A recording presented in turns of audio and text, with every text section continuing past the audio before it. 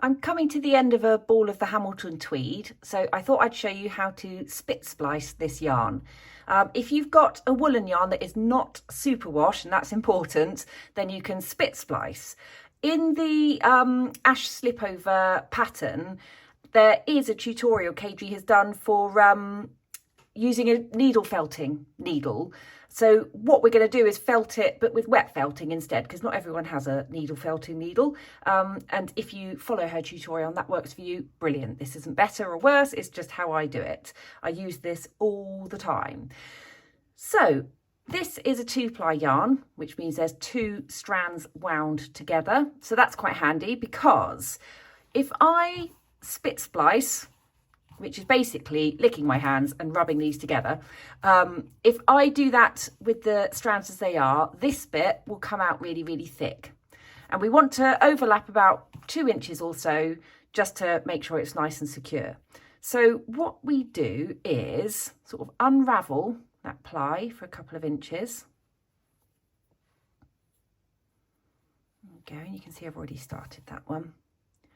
So this is going to my new ball that's attached to my work. Okay, and so we're going to then take 1 strand from each end. So the one going to the ball, the one going to my work.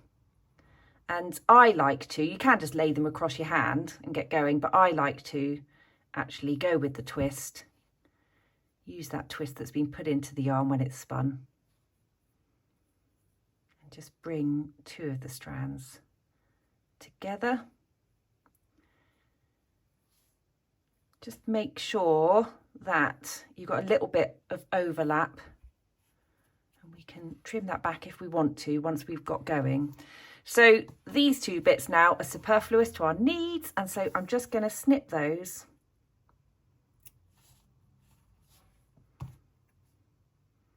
That one back there.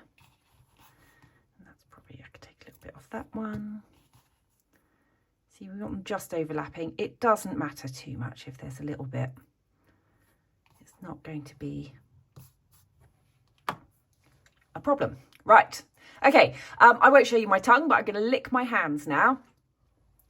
Bit grim. If you're a bit more demure, then you can just use water, but I just do it when I'm on the go. So here we go, and I'm still alive. So I've now wound those together a little bit. I'm laying it across my moist palm, and I'm going to rub.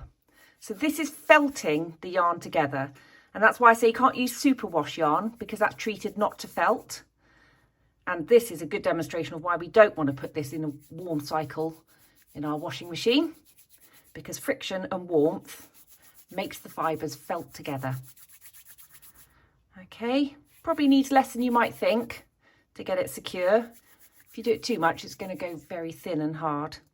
So actually, that's probably just about done. I might just give it a little bit extra for luck.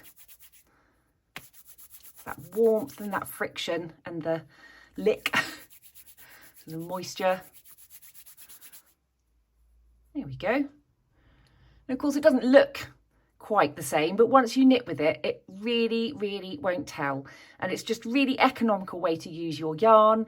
You get through these quite quickly in this pattern, so it's quite nice to know you're not kind of leaving ends hanging out at the sides all the time, and it's just really convenient. When it comes to the baby silk lace, a spit splice won't work. The yarn won't felt, the ends won't felt together.